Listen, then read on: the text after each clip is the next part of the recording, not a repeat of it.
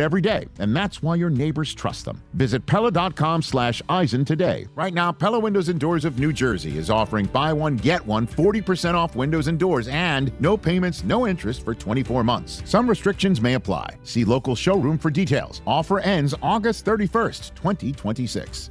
When's the last time payroll was the easy part of your week? With Gusto, it can be. Gusto is the all-in-one platform designed to take the hassle out of managing your team, from payroll and compliance to hiring, onboarding, and more. With Gusto, you can get back 2 full days each month with all the time you've saved. Go to gusto.com today and learn why over 500,000 small businesses choose Gusto. That's GUSTO.com. Gusto.com. Congratulations to the New York Knicks. They are the 2026 NBA champions. WHSQ and WCBS-FM HD2, New York. Michael K. is on the radio today, and he ain't afraid to say what he's thinking. It's the Michael K. Show on 880 ESPN Radio. And a good afternoon, everybody. This is indeed the Michael K. Show. We thank you for joining us on this Thursday, August 27th, 2026. Me and you for two. Those are the rules of engagement. It's the fastest moving 2 hours in sports talk radio. You know that. And the reason is because I have such great co-hosts. You guys, 1-800-919-3776. That is the membership number. That's how you get involved. There's so much to get involved with. We're going to talk to Buster Olney at 2 o'clock. Looking forward to that. Get the lay of the land in baseball, his thoughts on both the Yankees and the Mets and the Dodger situation. So there's a lot to talk to Buster about. We'll start off with a Yankee win yesterday. They beat the Astros 9-3. And the game that they lost in the standings to the Red Sox, the previous night they picked up because the Red Sox ended up losing a game to the Marlins. They got shut out 4-0. So it's 3 games in the loss column. And the worst it could be would be 2. And the best it would be could be 4. So the Red Sox are coming into town, and they start a 4-game series against the Yankees on Friday. It's Friday night. That game will be on Apple. Saturday and Sunday, day-night doubleheader. First game's on Yes, second game's on Fox. And then Sunday, it is a Yes vehicle. So we're locked and loaded. We are ready. It should be fun. The Red Sox would obviously love to pass the Yankees. And the Red Sox, like the Yankees, I'm sure have eyes on Tampa Bay. But the Red Sox have a much higher climb to catch Tampa Bay than the Yankees do. The Yankees are 3 games back of Tampa Bay in the loss column, and they have 4 games remaining with Tampa Bay. So I know it's a trite cliche, but the bottom line is this. You have your fate in your own hands. You're driving the truck. You could get to do what you want to do. If you're 3 games behind with 4 games left to play, then sweep them. And if you can't sweep them, then you don't deserve to win the division. The Red Sox, though, they're 6 games back. So there's a lot of games to make up in about 30 games of play. Let's see if they could do it. It should be a very, very fun month of September. But there are a lot of important things that happened in yesterday's game. Number 1, Elmer Rodriguez. In his previous appearances in the big leagues, and I mentioned this yesterday on the show, he didn't move me. I just didn't see it. I'd heard so many things where people raved about him. He's got really great stuff. And the times he stepped on the mound for the Yankees, I just didn't see it. And I don't say that, I have the eyes of a veteran baseball guy. I mean, I've seen a lot of baseball, and I know when something looks good and something looks bad and something looks pedestrian. And for me, when Rodriguez pitched for the Yankees 2 previous times, nothing excited me. Nothing. The stuff didn't seem dynamic. He didn't seem to have a presence on the mound. It was okay. I could look at the guy and say, yeah, I could see him being a spot starter in the big leagues. I could see him being a number 5 maybe on a bad team. But I didn't see anything that would make me think this guy could be really good. And then there was last night. He came out and he was dealing stuff that I'd never seen before. Now, maybe it was a product of the fact that he was working on 7 days rest, so he was really, really fresh. But I'm going to chalk it up to he finally showed what he's shown in the minor leagues. He was throwing 99 miles an hour in the first inning. Never saw that previously, ever. For the whole game, he was sitting 97, 98. His breaking ball was sharp, and he didn't just shut down a pedestrian offensive team. Hey, the Astros aren't great, but the Astros can hit. They can hit. And he shut them down. The run he gave up in the first inning was totally a product of he misplayed. Trent Grisham misplayed a fly ball in center field that should have been caught, would have been the third out. They don't give him an error for it, so it's just a double and a run scored, so it's an earned run. Then he gave up a home run to Dalton Varsho. That was probably a mistake, although Paul O'Neill didn't think it was that much of a mistake. He said, he had him off balance, and he pretty much just one-handed the ball into the seats. Oh, okay. You're going to give up home runs. Catfish Hunter is in the Hall of Fame. He gave up 25 to 30 home runs almost every single year. You just want to make sure that they're solo shots. So in a game where it was almost imperative that he gave the Yankees length because their bullpen is so beaten up, so leaking oil right now. He gave them 6 innings, and he pitched into the 7th, and he walked the first batter in the 7th, and they took him out. So it was obviously batter to batter, but he gave them 6 strong innings and turned a lead over to the bullpen. Now, another error by George Lombard Jr., 5 now in 5 games, last 5 games, 6 since he's been called up, led to a run scoring, and the game was tied at 3. But Elmer Rodriguez did his job. I mean, he did the sort of job where I go, I want more of that. Now, I don't know if they will because they have 5 starters.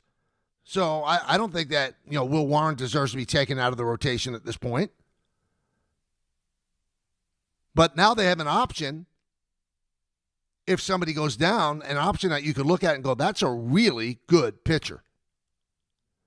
So Blackburn got out of more trouble in the 7th inning. He's been unbelievable. Then they brought in Michael Fulmer, who they had signed the previous night. He was being sent down to AAA, and then the awful news came out that Fernando Cruz has a partially torn UCL in his right elbow, and in all likelihood will have to undergo Tommy John surgery. Awful. I mean, I'll talk more about this later, but there are some people, if they suffer bad injuries and they're just awful, you don't really shed a tear. You're not happy that anybody gets injured, but we're all human beings. Fernando Cruz, you can't be a better guy. You can't be a guy who appreciates his lot in life more than Fernando Cruz. 35 years old, always wanted to be a Yankee. He's actually pitched quite well for them. They got him from the Reds and the Jose Trevino deal. You just liked the guy. Had a smile for everybody. Said hello every time he walked by you. And believe me, that's an outlier with professional athletes. Professional athlete will walk right by. You could be standing there. Your hair could be on fire, and they wouldn't even look. Fernando Cruz is asking you how your family is, what's going on. I mean, just a delightful human being, and you hate to see this happen to a guy like him, but it did. So Michael Fulmer gets signed. I think he's been in 7 different organizations in the last 2 years. He's had 2 Tommy John surgeries, started out as a draft pick with the Mets. Mets made a great deal with the Tigers. They got Yoenis Cespedes, who ended up leading them to the postseason that year. Fulmer had a Rookie of the Year season for the Tigers, but then the arm broke down, and he was thinking about quitting. He and his wife were talking about him retiring, and he said when he spoke with her, he's never felt as good physically than he does right now, and he would really regret it for the rest of his life if he didn't give it more of a shot. He also has 9 years in the big leagues. Every player wants to get 10 because you tap out on your pension at 10. That's the most years that you could have, and it's a big watermark for players. And he came in the 8th inning, pitched a 1-2-3 inning, and pitched against the best part of the Astros order, 2-3-4. And the funny thing is, the Yankees had broken open the game. And Boone said after the game that they were still using Fulmer in the 8th inning, even if the game was still tied. Didn't want to use Blackburn for 2 innings. He was going to use Fulmer, and he said Fulmer's going to be used in those spots. So it doesn't look like they signed him to be a mop-up guy. They want to see what they can get out of him and the high-leverage situations he could deal with, and he dealt with it yesterday. Then Tim Hill got the final 3 outs. Now, offensively for the Yankees, they did the job, and they have really been doing the job, and it's hard not to be impressed by Luis Garcia Jr. It is hard not to be impressed. He had 4 hits on Tuesday. He had 3 hits yesterday, had another home run yesterday. He's played a really good first base. This guy's swing looks like it's made for Yankee Stadium. And when the deal was made, nobody criticized it, but I don't think anybody was really excited about it. Now, you look at how young he is, 25, 26 years old. He has 2 more years of control before he becomes a free agent. He's shown that he could play first base. He can play second base. Now, the word was he was a bad first baseman. The word was wrong. I'm not saying that he's Don Mattingly over there, but he could play first base. And I've seen him take ground balls before games at second. He could play second, too. He could play second as well. That might be a solution for the Yankees next year, not this year. But that was some pickup for the Yankees. Also, you saw Cody Bellinger. Didn't know this number until it popped up yesterday. He is 5th in the American League, hitting with runners in scoring position, hitting .349. And with the bases loaded, he hit a ball halfway up the wall in right center field to drive in 2. By the way, do you know that the Yankees have not hit a grand slam all year? This is a team that in one game a couple of years ago hit 3 grand slams in one game, and they have not had a grand slam yet this year. It looked like he might have one, but he didn't. Then Garcia pads the lead with a 2-run home run of his own, and the Yankees win 9-3. They pick up the game they lost on the Red Sox. The Tampa Bay Rays won their game in the afternoon against the Tigers, so they remain 3 games back from Tampa Bay. So all in all, other than the injury to Fernando Cruz, it was a pretty good day if you're a Yankee fan. 1-800-919-3776. Also, the Yankee offense, which has been so stagnant for about 2 months, they've now scored at least 7 runs in 3 straight games. It's amazing how the tide can turn. And don't look now, Jazz Chisholm Jr. actually looks like the player he's supposed to be. He's gotten rid of that looping, I'm going for a home run on every swing, and he's hitting balls for singles, and he's still using his speed. He's played pretty well in the field. And that's why you don't make snap judgments in baseball where you go, oh, you got to bench him.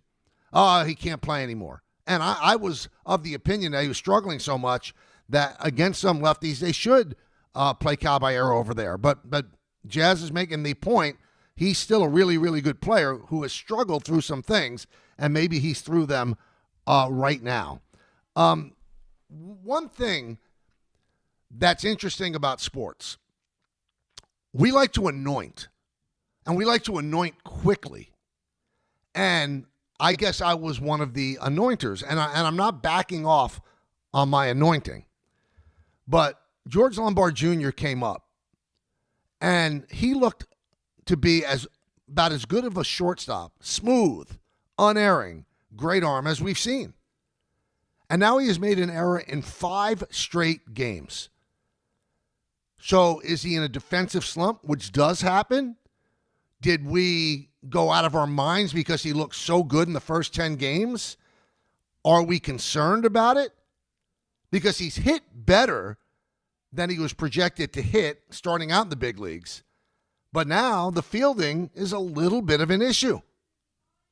You got to make those plays. That led to that scary 7th inning with Blackburn. He booted a ball that he's got to make a play on. So all the skills are there. It's funny, though, what people write and think. And I wrote this down because I said, I got to read this because somehow it's my fault that he's making the error. So a guy, Jeff Zito, nice enough guy, he writes last night, I believe Michael Kay loves the Yankees and knows more about that team than anyone. but he is the reason George Lombard Jr. has 5 errors in the last 5 games. It's all he talks about. He pounds it. Lay off the kid, Michael. He's the best thing that happened to the team since Aaron Judge. He's making errors because when he makes an error, I said, well, that's his 3rd error in 3 games. That's his 5th error in 5 games. I'm not talking it into existence. I talk about it after it happens. How's it my fault? How is it my fault? I don't quite get that. I don't know what people want when you call games. You're supposed to ignore stuff. You're absolutely supposed to ignore stuff because, you know, you're talking bad stuff into existence. I don't get stuff like that. Now, this is another tweet I saw last night. And I want to hear from Yankee fans about this. I don't want to exclude anybody else. You could call up with anything you want to talk about. That's how the show rolls. I like to talk about anything. And especially on a free-for-all Friday tomorrow, we can really literally talk about anything. But a guy, Mike B., right? He writes, the Yankees are a disgrace due to Cashman's inept general management and the for-profit owner. They will be eliminated by Boston first round. Also, shame on ownership, front office for not going for it for Aaron Judge, who will go down as one of the greats without a ring. Fire Cashman, right? So the thing that stuck out to me, and I want to bring up to you guys, is the first sentence. The Yankees are a disgrace. On what planet are they a disgrace? On what planet are they a disgrace? They're 18 games over 500. They're 3 games out of first place, losing one of the best players, right-handed hitters in baseball history for over 3 months, and they're a disgrace? Well, I would think, Mike, because you're so volatile about it, that you're a Yankee fan, but I'm so sorry that that's the way you see this team. Now, if you use the word like disappointment, okay, we could talk about that. Falling short, we could talk about that. But they're a disgrace? On what planet are the Yankees a disgrace? And I love the for-profit owner. Well, I mean, since the New York Yankees are the Steinbrenners' business, that's how they earn a living, right?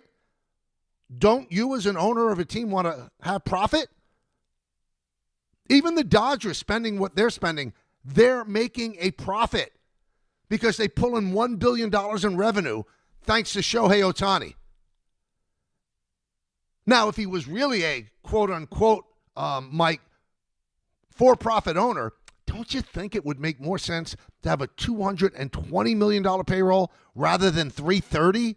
Because that would be another $110 million profit. So I'm not ripping anybody, but I feel sorry for people that are supposedly Yankee fans, and this is how they see the team.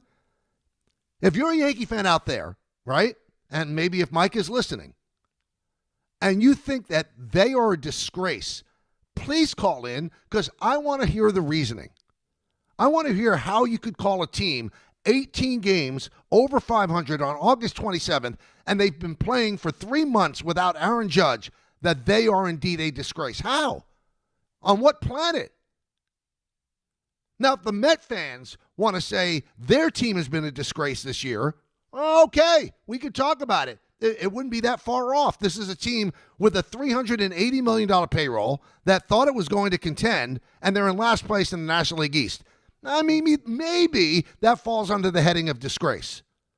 Second place, 3 games out, playing without your best player, playing without a big right-handed bat in Stanton, not having Cole for the first 2 months of the season, not having Rodon for the first 2.5 months of the season, losing Cody Bellinger for a month, and still 18 games over 500? Really, Mike B., how is that a disgrace? Please call in. Please, if there's a sports god in heaven, I want Mike B. to be listening, and I want Mike B. to be able to get through because I really want to hear the rationale about calling this team a disgrace. 7:05 p.m., the Yankees close out their series with the Astros at Yankee Stadium in the Bronx. That game will be on Yes. 7:10, the Mets play the final game of their series with the Brewers at Citi Field. Coverage begins at 6:30 p.m. right here on 880 ESPN. And on 7 o'clock, all right, mark this down, the Bills play the Steelers in their preseason finale, and coverage on 1050 ESPN will begin at 5 p.m. Yeah, 1050 ESPN will cover every single Bills game this year. You'll have the play-by-play of every single Bills game this year. Pretty cool, right? Holy crap. You're listening to the show on the ESPN New York app, on 880 ESPN, and you are watching the show on the ESPN New York YouTube channel, made possible by the good people at the Parisman firm. 1-800-919-3776. Let's go to Dustin in San Diego to start her off. Dustin, what's up, my friend? Michael. Dustin. How's it going? First time caller. Great. How about you? You're in San Diego, so it's going well. I'm doing good. Yeah, doing good. I had two questions. You had made some comments yesterday about what the almost giving the Yankees the benefit of the doubt for what they did at the trade deadline this year. And I kind of have to disagree with you because, you happen to say that, well, what did you expect them to do? Give up Spencer Jones, give up Lombard? But, there was a handful of relievers traded at the deadline that wouldn't have required those guys or any top prospect, really. So I just kind of wanted your input on, why that was your thinking. Let's talk about this, Dustin. What are the relievers that you wanted them to get? I could name a handful. Jojo Romero from the Cardinals, Eric Miller from San Francisco. What was the other one? Eric Miller, the guy that went to Boston. He's been phenomenal. Boston gave up somebody that was considered one of their top prospects a year ago to get him, Marcelo Meyer. They didn't get him for free. No, they didn't. So, I think the Yankees were aiming higher. They wanted to get Mason Miller, and Mason Miller wasn't available. I'm sure they looked in the Morajon. Here's the deal, Dustin. If you're disappointed that they didn't get relief pitchers, I get it, especially with the injury to Cruz and the fact that the bullpen seems like it's leaking a little bit of oil. But unless we know what they turned down and what the other teams wanted, it's really tough to be overly critical. It just is. Who would be the Yankees equal to Marcelo Meyer? Who would that be in the Yankee system? I don't know. Maybe they didn't want anybody in the Yankee system. Yeah, it's hard to say. I just think that we're they're the New York Yankees, and they talk about this. They're all in the evil empire, but it seems like year in and year out, especially in Judge's prime, they're afraid to go all in. And sometimes you got to give up the prospects if you want to win. And it seems like the Yankees always seem to, or Cashman in that sense, every deadline, he's like, we tried, but we couldn't come to negotiations with other teams. But it's like if they're in this win now window, so you would give up Lombard. You would give up Lombard for not necessarily, but I don't think it would have took Lombard to get a quality reliever. He did nothing. He got Luis Garcia, which is great, and then he didn't do anything else. And at the last second, he goes out and gets Heliot Ramos, which he's been horrible. So it's just I just feel like there should have been done more if they're actually in this win now window. But they traded, 4 different prospects to get Garcia. So other than a relief pitcher, you're saying that they're not in a win-now mindset. Who should they have acquired as a position player? Well, not even necessarily position player, but I honestly didn't see them, going out and getting Garcia. We have 2 DHs. Well, we thought Stanton was going to be coming back. Oh, maybe they knew better. Ben Rice is what's that? Maybe they knew better than we know. Maybe that's why they got Garcia as a hedge in case Stanton didn't come back, Dustin. So, they might know stuff that we don't know. Don't get me wrong. And I also, love the move. they don't just make trades for these 2 months. They're making trades for next year. That's why they got Bednar last year. So Garcia is going to be a big part of next season as well, and they have control of him for 2 more years. One thing that Brian doesn't like to do, he doesn't like to make rental acquisitions and give up prospects for a guy that they're going to have for 2 months. Maybe you have a different idea. I agree with you. I get you. it. Listen, I understand I that agree with you. I think they wanted to get a reliever. I guess they couldn't find a fit on any of them. Yeah, I just think that that was the number one thing I think this team did. Our bullpen's been gassed all year long. So it's like that. I think that should have been a priority at the deadline, and now it's starting to show. I mean, Fernando Cruz, his elbow shot, Hedrick showing a little signs of, being gassed. I mean, he's pitched in, if not the most games out of any reliever this year, if not the top 2 or 3. And I just think, there could have been done more without having to give up those top guys. But Dustin, you keep saying that, and you don't know what was offered and what was turned down. So you have no idea. So would you consider Dax Kilby somebody that you would give up for a relief pitcher? I wouldn't. He's a power-hitting, left-handed hitting shortstop and a first-round draft pick of the Yankees. You don't think teams are asking for him? The Yankees trade prospects. They hug some of them, and some work out and some don't. But when you look around the major leagues, Dustin, do you see the Yankees, have they been burned? Have they made that Bagwell for Anderson deal or the Smoltz for Doyle Alexander deal? Because if they made that deal and they didn't win a World Series, well, Yankee fans would be the first to storm the castle demanding the head of Brian Cashman. How could he have traded player X? So, listen, it's all part of the fun and games of talk radio and being a fan. They should have done this. We should have done that. We have no idea what was offered. We have no idea what the other teams wanted. I think the Yankees made 2 significant pickups. Garcia is going to turn out to be a big part of what they do, and Ramos has been a disappointment to this point. But let's see what he does this weekend when the Red Sox start 4 left-handers. Let's see how he does then, because he broke in with the Yankees, and for 2 weeks I saw nothing but right-handed starters. And he didn't play well. He's a guy who specializes against lefty pitchers. Let's see how he does. We can't grade it yet. And when you say that they should have added to the bullpen, listen, I'm not going to argue with you. I would have liked to have seen them get a reliever, and they were aiming as high as they could possibly aim. They were trying to get Mason Miller. And then the Padres went off on a run right toward the trade deadline, and Miller was not going to be traded by A.J. Preller. But let's see how it works out. Let's see if the bullpen blows a playoff game, and then you could sit back and go, I was right. They should have given up the world for player X.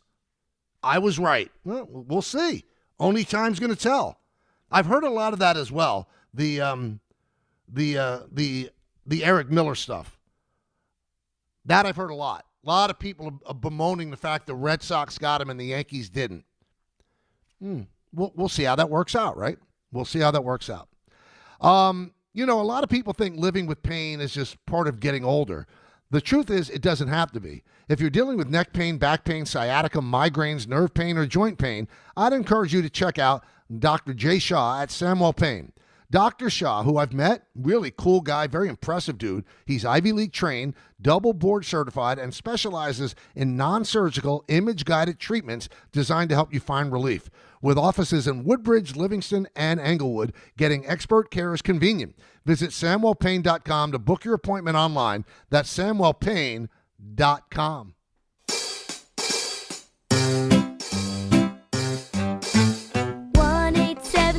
Cars for Kids. KARS Cars for Kids. 1-877 Cars for Kids. Donate your car today. 1-877 Cars for Kids. KARS Cars for Kids. 1-877 Cars for Kids.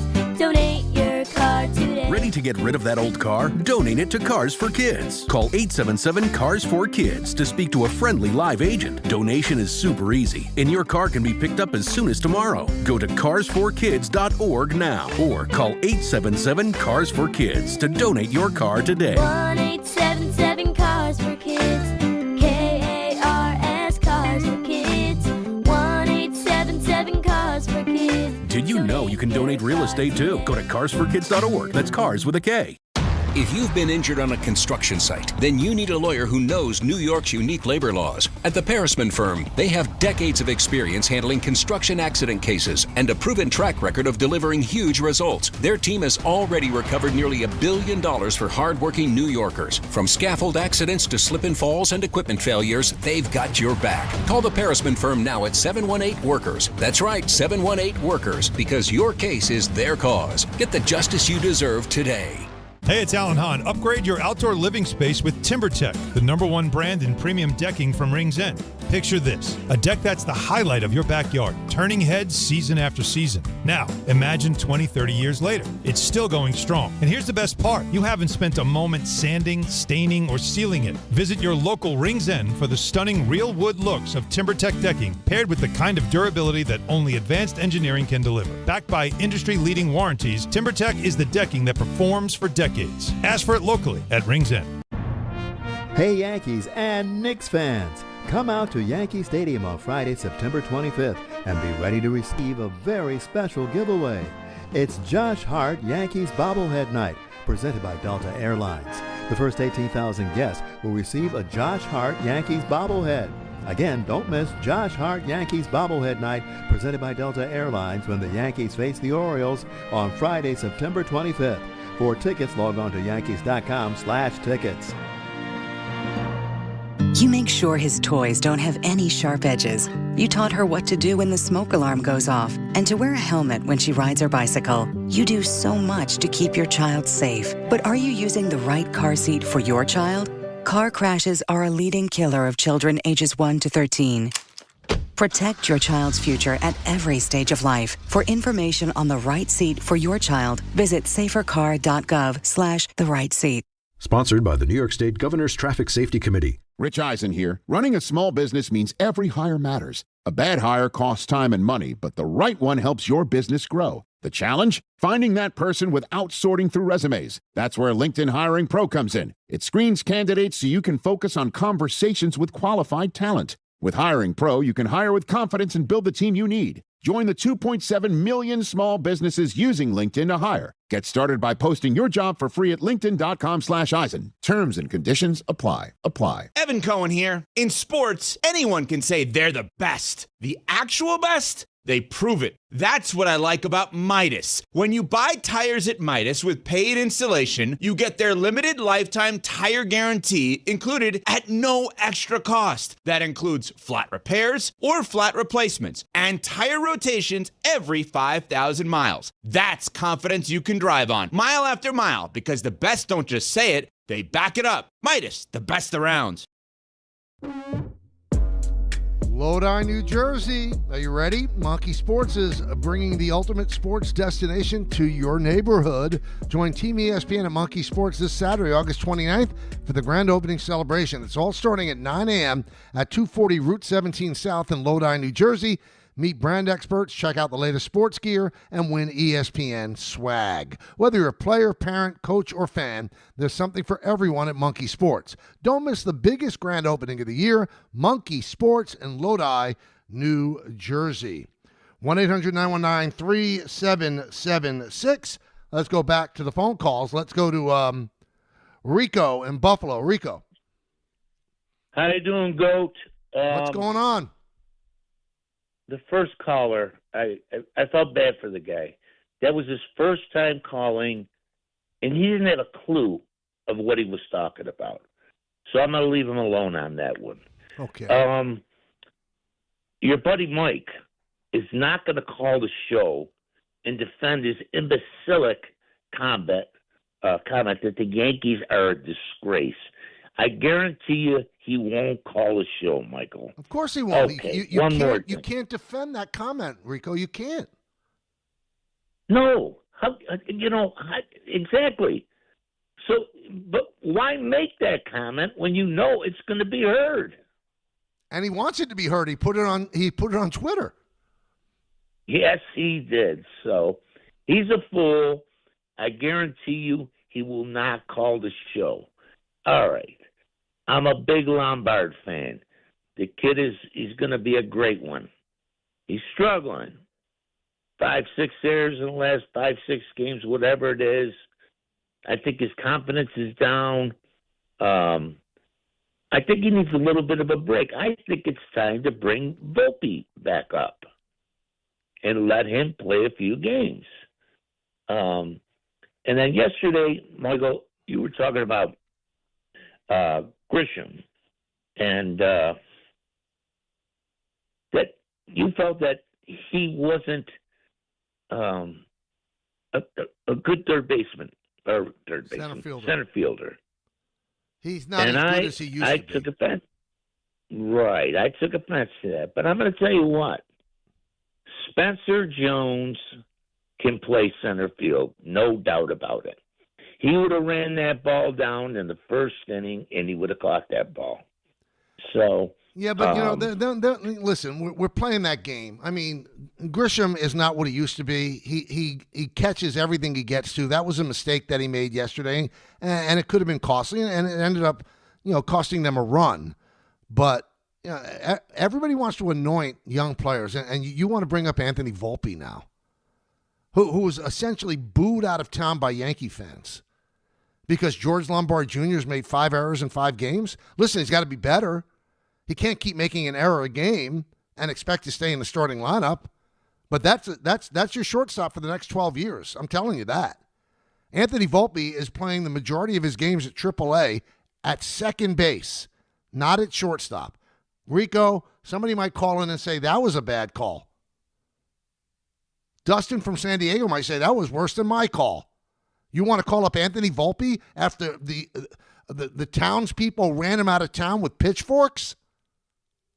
And you're going to throw him into a pennant race with the Red Sox coming in over the weekend? I don't think that's too smart. I don't think that's the move to make. No, I don't. You don't give up on a phenomenal talent like George Lombard Jr., but he's got to tighten it up. I'm not somebody where everything is, wine and roses. He has not played a good shortstop the last 5 games. You can't make those errors. But you don't banish him to the minor leagues and bring up a guy who has been banished to the minor leagues. Yeah, that's not what you do. That's not the answer. You stay with Lombard. Sean in Mount Kisco. Hello, Michael. Hello, Sean. Yeah. First, just like to say I've been listening to you while watching the games since I was a kid. I think you're the best, so just thank you. Thank you very much. I appreciate that. Yeah, no problem. Just wanted to actually bring up something just funny that I think I saw in the game yesterday, only because I haven't heard anybody else bring it up. Do you remember that play where Blackburn fielded the ground ball in maybe the 7th inning and tagged out phenomenal play. The runner? Yep. Yeah, but I believe he had the ball in his right hand and tagged him with his glove, which, according to the rules as I understand them, does not count as an out.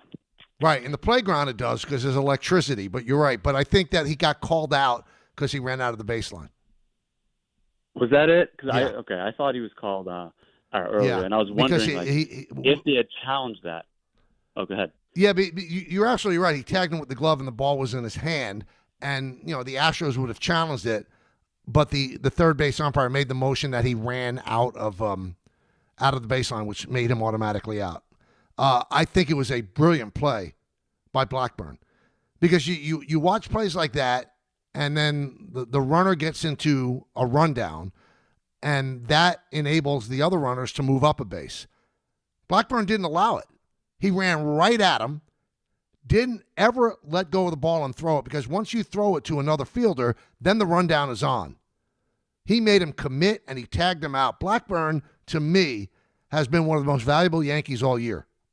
Honestly, I don't think that's hyperbole. He has been absolutely phenomenal. Phenomenal. And that was a phenomenal play. Dan in New Jersey. Dan. Hey, Michael, how are you? I'm good, Dan. How you doing? I'm good. First of all, that caller that just called in and asked about bringing up Volpe, that's not the first time I've heard that. People have actually been wanting to bring him up, and I think it's the most ludicrous thing, even with 5 errors in 5 straight games. George Lombard Jr. is a far superior defender to Volpe with the arm, with the range, with everything. But Dan, I essentially agree with you. He's got to stop making errors. I know that sounds simplistic. I You agree. can't make an error a game. I don't disagree with you, but he's only played 20 games in the majors. He's going to figure it out. The talent's there. I'm going to bank on the talent. Right, and he's still, I think, with plus that talent- 6 defensive run save, so he's doing a great job. But he's run He into a is. little bit of a So I defensive think- slump. Which happened. He's a young player. I think that's possible. The one thing I was going to call and ask you, 2 things. One, for all those Aaron Boone haters, I'm sick of it. The guy's a wonderful manager. He's done an excellent job this year with all the injuries that they've sustained. For him to have this team in striking distance to win one of the best divisions in baseball is an incredible job by that guy. And second, I think Elmer Rodriguez should be in the rotation moving forward.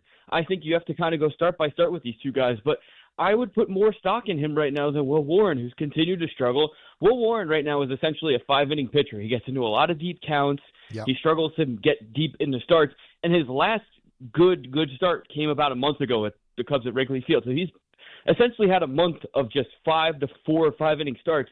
I think you move him to the bullpen and you ride the hot hand with Rodriguez. That would be a tough call to make off one start, and Warren, Warren has not been the Warren that he was in the first half of the season. I think in his last 14 games, his numbers have really become pedestrian, and he's a better pitcher than that. So they look at pitch type, they look at stuff. It's not all about the outcome. Obviously, the outcome is the most important thing, but they don't see any diminishment of stuff.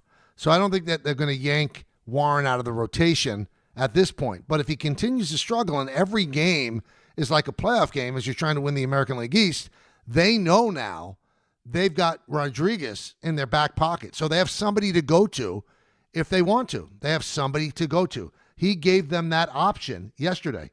He did, by pitching so beautifully.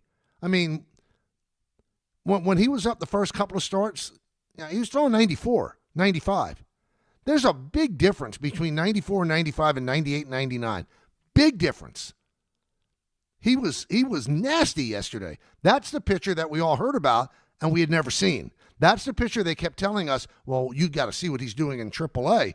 And, I would say, well, I'm not seeing it here at the major league level. I'm just not seeing it. I saw it last night. And talk about trades and things like that. So Cashman was vilified for trading Carlos Narvaez for Elmer Rodriguez, then Cruz. Now it's just Elmer Rodriguez. Vilified because last year with the Red Sox, Narvaez was really good. And the Yankees need a right-handed catcher. How could he have done that? Well, you got to really judge trades and trades that weren't made over a period of time. So Narvaez is not on the Red Sox anymore. He was traded to the Orioles in the Rushman deal. And Elmer Rodriguez could end up being a really good starter. And I wonder, all the people that vilified the Yankee front office for making that deal, do they back off on that if Rodriguez becomes a star? Or do they just move on to the next thing to complain about? Steven in Houston. Steven. Hey, Michael, what's going on? How you doing, man? Living the dream. Love it. Hey, that guy Dan from New Jersey, what a bozo, huh? Terrible call. Everybody's judging everybody's phone call. I don't even want to hear what the next guy has to say about me. Well, let's hear what you have to say. Okay, listen, I got two things. One, I couldn't agree with you more. You were talking yesterday about they got to move the Jets to Long Island. I grew up on Long Island, and you're totally right. That's where the Jets fans are. So I couldn't agree more with you on that. And they shouldn't be sharing a stadium with the Giants. I completely agree. Absolutely. And then the second thing that I wanted to talk about is I've been getting really annoyed with the splitting up of the games, the Yankee games, between all these different streaming services. And it's not just the Yankees. It's every team. It's, the Apple TV, the Amazon, and Netflix. You get these broadcasters who don't even know the players' names, don't know the teams. If you wanted to watch every MLB game this season, and obviously nobody would want to do that, but if you did, it would cost you like almost $2,000. Yeah. And I can't stand this culture of trying to like squeeze every possible dollar that they can out of you. I like listening to Michael Kay in the booth. You know the team, you know the players, and I'm curious if you have a perspective on this, if you also feel this way. Well, listen, I appreciate the kind words about me and the guys I do the games with, but it's a stark reality of life. They're always trying to maximize income, revenue, and the streaming services are that's the next frontier. So you want to talk about baseball, right? And a lot of it's truncated. I think that's the most frustrating thing. So it's just the Red Sox series. You got to have Apple TV to watch the Friday game. And then it's on Fox, which is over the air on Saturday. But, you got to have Netflix to get the opening game for the Yankees against the Giants, and then the Field of Dreams game. Then you had to have Peacock to watch a lot of the games on Sunday night when basketball was still on NBC. Listen, I understand people complaining. I understand you don't want to dig deeper in your wallet, but unfortunately, it is the reality of life. And every league's doing it. I mean, you're pointing out baseball. Football. You want to watch the games on Christmas? It's Netflix. You want to watch the games on Thursday? It's Prime. NBA, same thing. MLS, same thing. I mean, in 10 years, everything might be on streamers.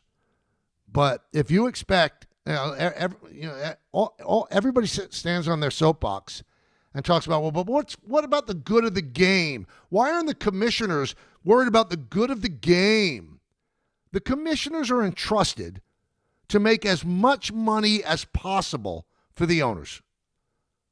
So if they upset a certain number of fans by having some games on streamers, they'll live with it because they're putting more money in the owners' pockets. That's their marching orders. And the last commissioner that didn't work just for the owners was Fay Vincent. He got fired. They don't work for the players, and they don't work for the fans. They get paid by the owners. Roger Goodell gets paid by the NFL owners, not the players. Adam Silver gets paid by the owners. So, I mean, to think that we live in Nirvana land, well, they're going to do what's good for the sport, for the future of the sport. No, they're not. They're going to do what's good for the pocketbook of the owners. And right now, doing what's good for the pocketbook of the owners is making deals with streaming services. If they want to do the right thing, okay, you could get into business with streamers, but you got to streamline it. As our previous caller from Houston just said, you can't have them expect people to jump around and subscribe to all of these services to watch every game of the team you like. That's got to be streamlined. But to think that streaming is going to go away, it's not going away. I promise you it's not. It's only going to become more prevalent. Hey, it's Michael K. Not sleeping? Well, it could be your mattress. At PC Richard & Son, they don't just sell you a mattress. Their experts use a 4-step mattress fitting process so that your new bed fits you perfectly. They guarantee it. And in-home delivery on any mattress, $3.99 and up, is free. Come in for a complimentary mattress consultation and get a free travel neck pillow. No purchase required. So do what I do and get to PC Richard & Son today for your new mattress. Free delivery excludes Manhattan.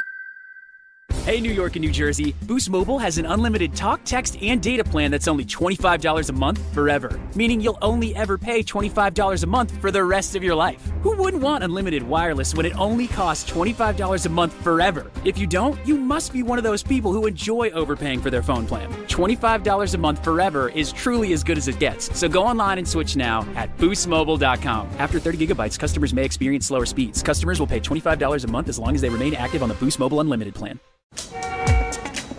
There are a million reasons to love New York. Making your budget stretch isn't one of them.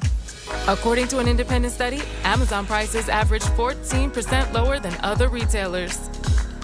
Get food, fashion, furniture, and more shipped straight to your building.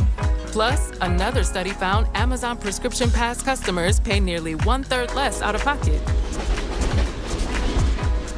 Learn more at aboutamazon.com. When care matters most, experience matters more.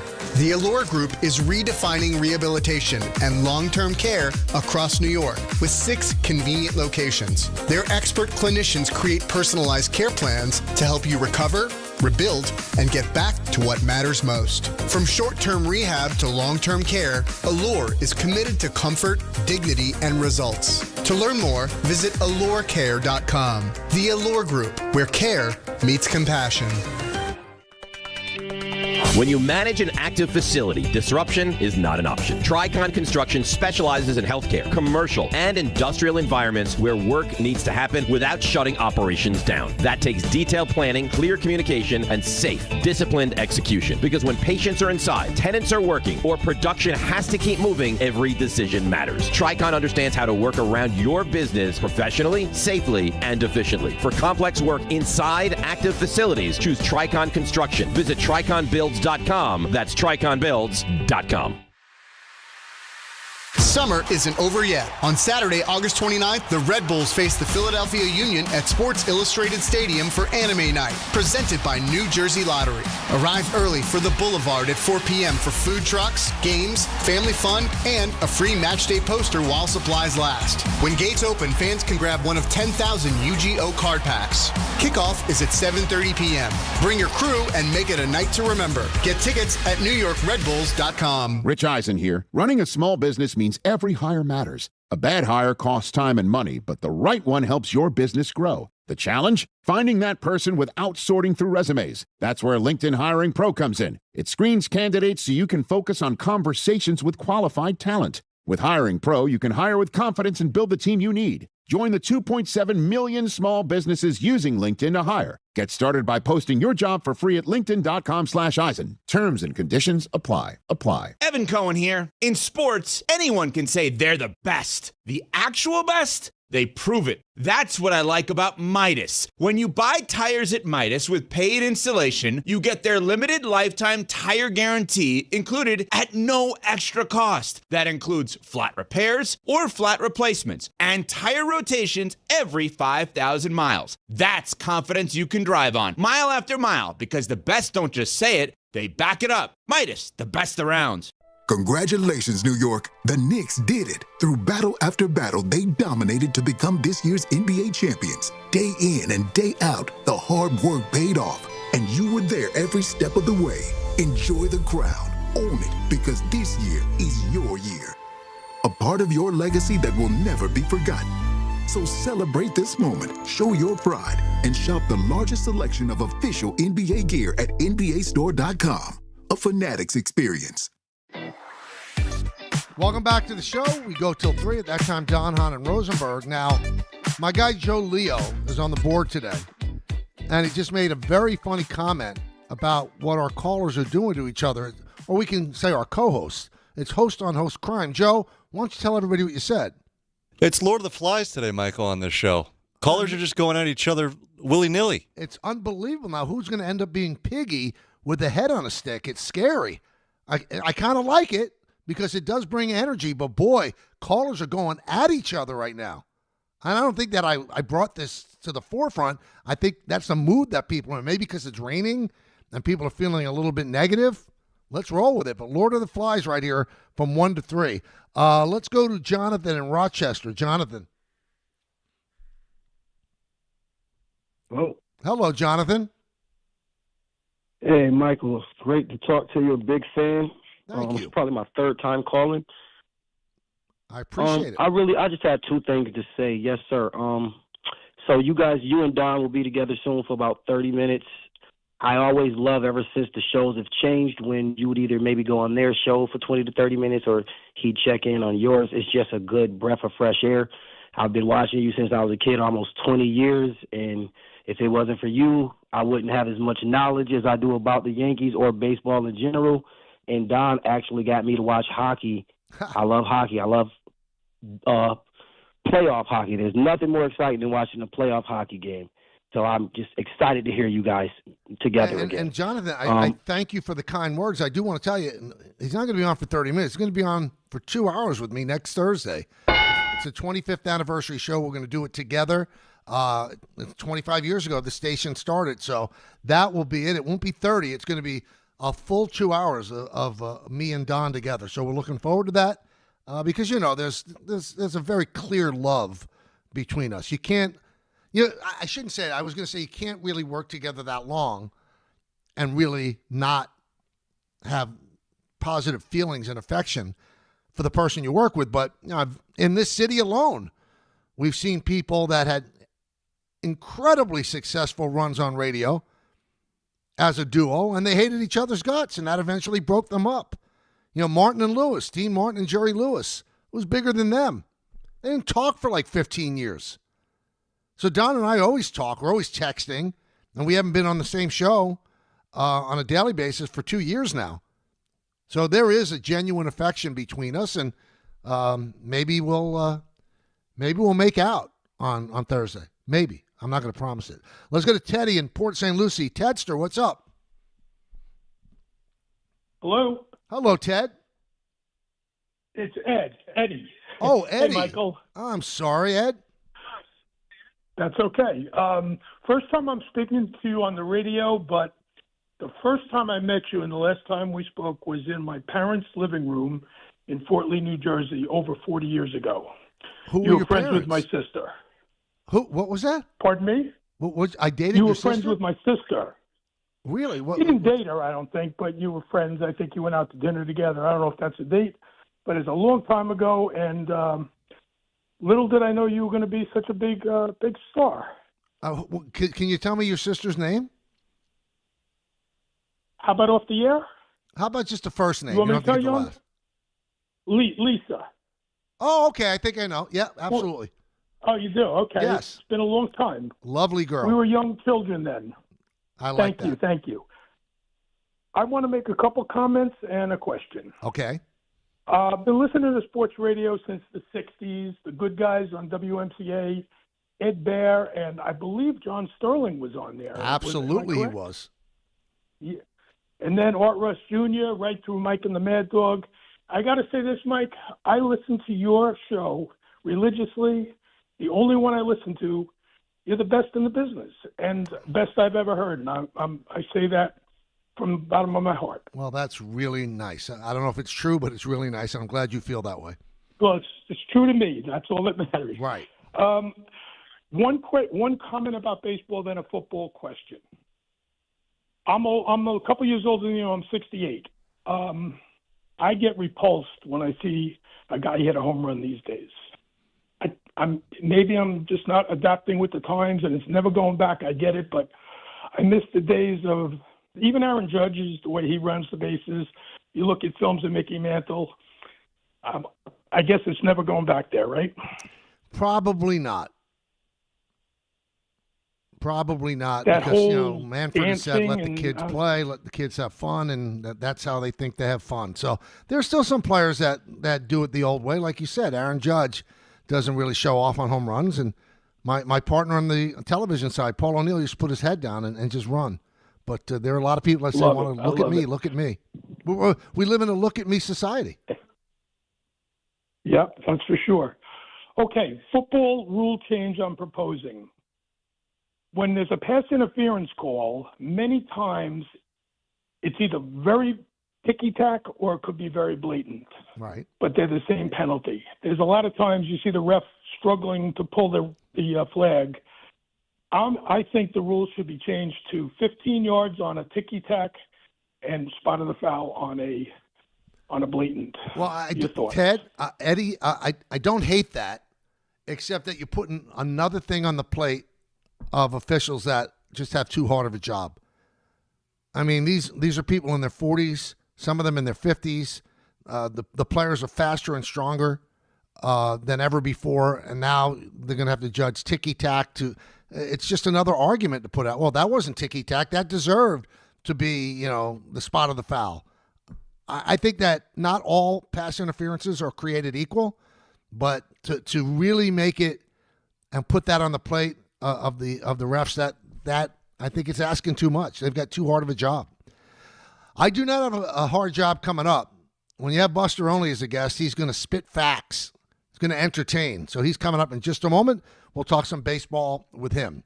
There you were, surrounded by fans, sharing wings, sharing drinks, high-fiving random strangers. Everybody remembers the game. Nobody remembers the guy coughing behind you till a few days later at 2 a.m.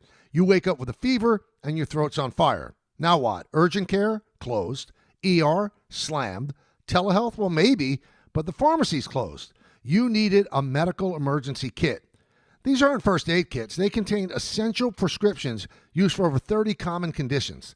sinus and ear infections, UTIs, stomach bugs, traveler's diarrhea, and more on hand before you need them. Use your doctor-developed guidebook to select the right prescription or call their telemedicine doctor standing by. It's like an urgent care and drugstore at home. When you're sick, traveling, or stranded, you'll wish you'd ordered a medical emergency kit. Order online in minutes, and it's shipped to your door. And save $45 with my promo code 880 at urgentcarekit.com/880. That's promo code 880 at urgentcarekit.com/880. Hi, this is Don LaGreca. Just like the New Jersey Devils bring intensity on the ice, Viking Pest Control brings the same level of protection to your home. And I know because I use Viking at my own place. The season may be over, but pests are always in play. So it's time to lock in your off-season defense. As the pest control provider and proud partner of the Devils, Viking delivers 45 years of trusted experience to keep ants, cockroaches, stinging insects, rodents, mosquitoes, and more out of your zone. And when you bundle pest control mosquito services, you score big savings. One call, one company, total peace of mind. Visit VikingPest.com. Protecting your home inside and out. 880 ESPN, WHSQ, and WCBS-FM HD2, New York. A good karma sports radio station. You're in charge of ordering boxes. Small boxes, big boxes, really big boxes. You're in charge of tape, labels, mailers, bubble wrap, extra bubble wrap. Just for fun. You're in charge of warehouse cleaning and safety supplies. Good thing there's Uline. Thousands of quality products for your business and warehouse needs, always in stock, ready to ship same day, and backed by Uline's legendary 24/7 customer service. Uline makes it easy because you already do enough. Uline, we warehouse for you. Monkey Sports, built by players for players, is your one-stop shop for hockey, baseball, lacrosse, and more. Find top-name equipment and expert in-store services like sharpening, break-ins, and relacing. Shop in-store at Monkey Sports in Farmingdale or Woodbridge, or online for all the top brands. Whatever your sports, Monkey Sports gets you game ready fast. Monkey Sports, where athletes shop. At City Harvest, we believe no New Yorker has to go hungry. With your help, we're on the road 365 days a year, rescuing over 77 million pounds of nutritious food and delivering it free to millions of New Yorkers, transforming surplus food into sustenance, sustainability, and smiles, rallying thousands of New Yorkers to power a network of nourishment across our city. One day, one meal, and one New Yorker at a time. That's how we feed good. Donate at cityharvest.org. Harry Douglas here to help you ignite your taste buds with Firework Freeze 5-Hour Energy Shots. Juicy cherry, citrus lime, and blue raspberry. It's that iconic freezer pop flavor, but with none of that guilty sugar aftermath. The perfect summer kick. It's delicious, portable, zero sugar energy shot bursting with flavor. Bring on the summer with Firework Freeze 5-Hour Energy Shots, available online at 5hourenergy.com and on Amazon. I'm David Ortiz. When I lost my mom, she was only 46, and I lost my dad to cancer. It was the worst pain I ever felt. It made me think, what will happen with the people I love when my time is up? That's why I have life insurance. Ethos makes it easy. It's all online, take about 10 minutes, and you can get up to $3 million in coverage. Get your free quote at ethos.com/game. That's ethos.com/game. Paid testimonial. Time spent on application may vary. Online health questions required. Welcome back to the show. You're listening on the ESPN New York app or on 880 ESPN, and you can be watching us on the YouTube channel right now, thanks to the people at the Perisman firm. And if you have the YouTube channel, you're now going to see our next guest as well. Why? Because he's a professional. That's why. He doesn't just deal with a phone. He knows how to get the video up, and that is Buster Olney, my colleague at ESPN. Buster, how you doing? I'm doing great, Michael. I'm glad. I've seen the headlines. All this question: when is Michael Kay going to retire? Yankee fans up in arms, like worried about that. So I'm glad you're still with us.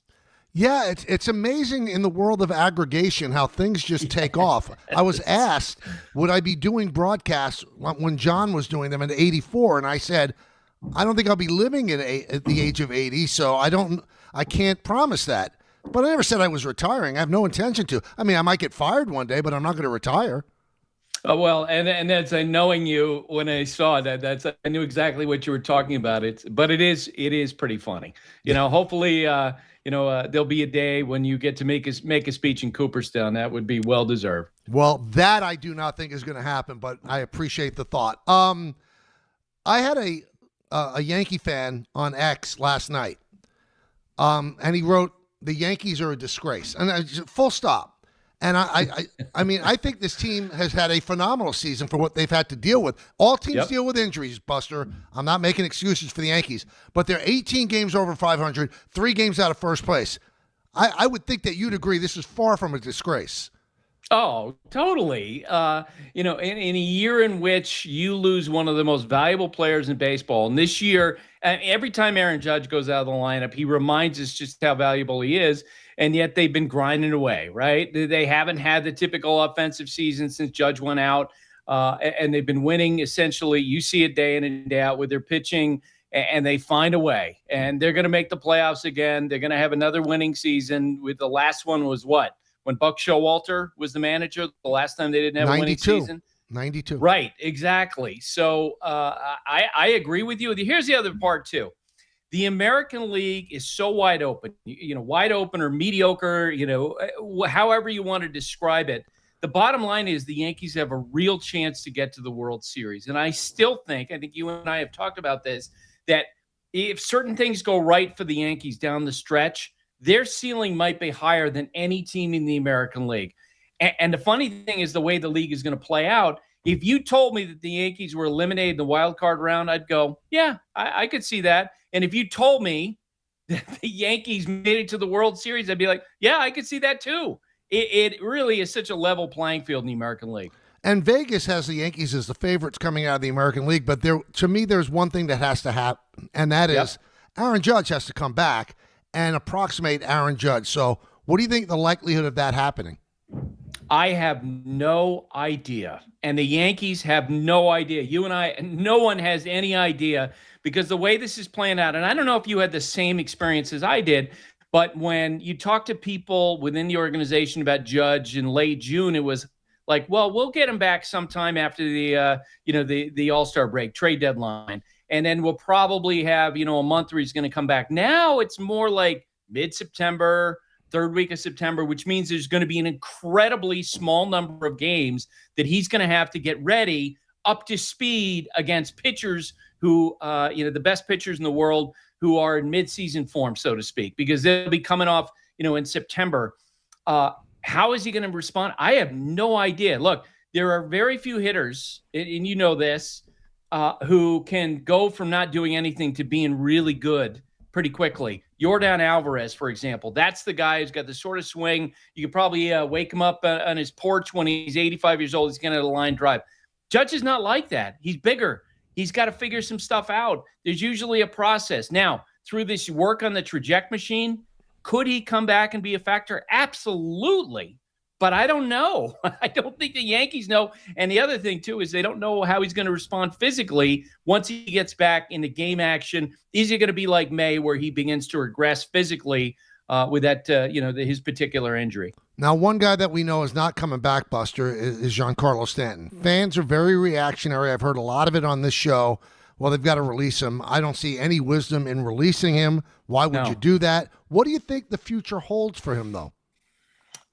It's funny. I actually had a conversation about this the other day with a player who I probably should leave unnamed, but we were talking about how this could wind up for Stan, because as you know, 500 home runs for him is a big deal. Yep. It potentially could be his ticket someday into the Hall of Fame. He's 44 away from that at this time. I think, and you're 100% right. There's no upside for the Yankees to releasing him now.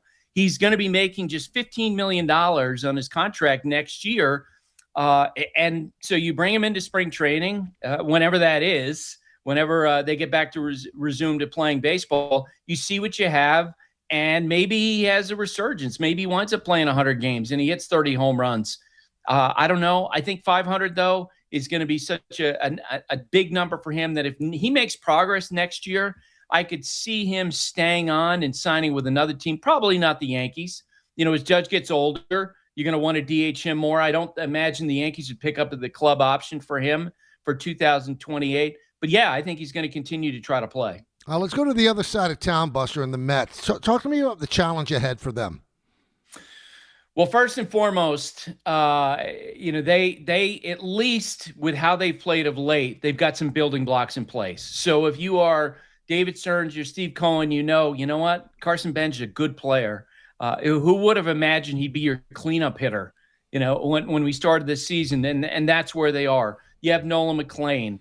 You have Ewing, you have Soto, you have Lindor, who might not be as great as he once was, but he's still can be an effective major league player. So those are your pieces. But here's the thing. It has felt like, certainly in the conversations that Steve Cohen's had with the media members, that those purse strings, which felt wide open, that it's not going to be the same, I don't think, with the spending going forward, especially since we don't know what baseball's economic system is going to be next year. So then you have to lean into maybe some trades, maybe some player development. Cohen said in that interview that he did with Joel Sherman and John Heyman that the general manager has to be imaginative. Kylie McDaniel, our colleague who ranks farm systems, have them now in the bottom third in baseball in terms of where their farm system is. So there's a lot of challenges there. And I think the first thing, though, that the Mets have to do when this season's over, they really need to go back and do a deep dive review of the process to talk about how many mistakes they made last year and how they got to those mistakes. I'll give you one example. At the end of last season with that collapse, they go in and they fire everybody, including Jeremy Hefner.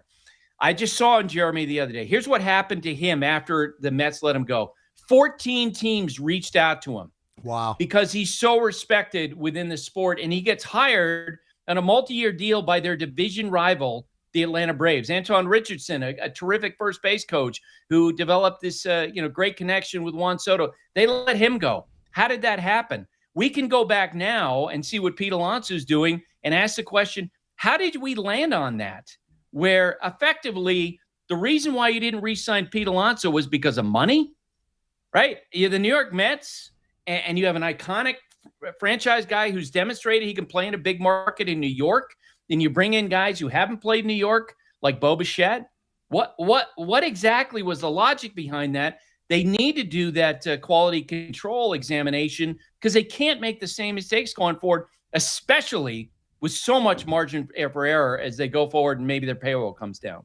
Well, that's the part that fascinates me. I want to double back with you on that. Why are the purse strings tightening? I mean, Steve Cohen is fabulously wealthy. I know he's losing money with the Mets, but that is a weapon, and we don't know if there's going to be a salary cap. Right. And spending as much money as you could spend certainly has helped the Dodgers spend through some mistakes that they made. So yes. Why is all of a sudden, are they going to be a $250 million payroll? Because that will anger Met fans. They'll think they're in Wilponville again.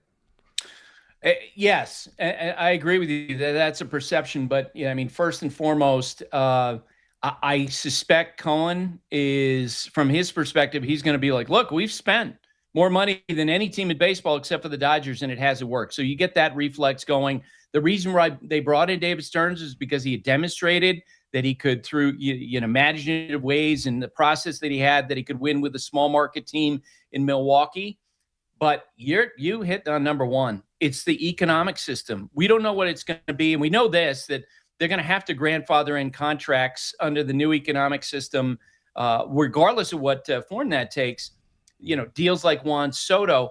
But if in fact we get to a point where the owners win in this labor war, and any media member tells you there'll never be a salary cap, they don't know what they're talking about. We don't know what's going to happen with this. But if in fact they actually get to that point, then the Mets are going to have to make some adjustments as they go forward, and they're going to be significant, even if you do grandfather in some of the contracts. So I mean, there's a lot of work to be done ahead for the Mets and a long way back to relevancy, I think, especially with teams like the Nationals, Marlins, taking a big step forward, and the Braves, having a bunch of young players. Talking with Buster Olney right here on the Michael K. Show, every Monday through Friday from 1 to 3. Let's talk about the Dodgers. They have not had the regular season, I think, that everybody predicted. They ended up getting Tucker, and then they trade for Skubal. They're going to break the Yankee record. They'll have 120 wins. Well, they're struggling to get, to not have to play a first-round series, and the Braves, have done pretty well against them. And the outside story, obviously, is what's going on with Mark Walter.